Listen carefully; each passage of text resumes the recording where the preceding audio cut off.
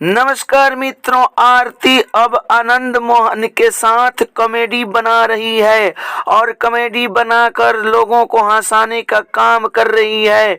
क्योंकि आरती बोल रही है कि मैं बहुत दुख झेली हूँ और बहुत रोई हूँ, मुझसे ज़्यादा कोई नहीं रोया है, इसलिए अब मैं चाह रही हूँ कि लोगों को कॉमेडी करके हंसाऊं और लोगों को दिल बहलाऊं। यही आरती का कहना है। मित्रों, आगे हम और कुछ बताने वाले हैं, चैनल को सब्सक्राइब कर लीजिए।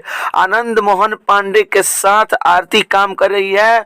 उस छोटी छोटी मूवी का एक स्टेप है गोलगप्पा। गोलगप्पा तुरंत रिलीज होने वाला है और तुरंत आएगा यूट्यूब पर। जैसे ही आएगा हम आपको बताएंगे। उस कॉमेडी का नाम है गोलगप्पा। गोलगप्पा में आनंद मोहन के साथ आरती काम कर रही है।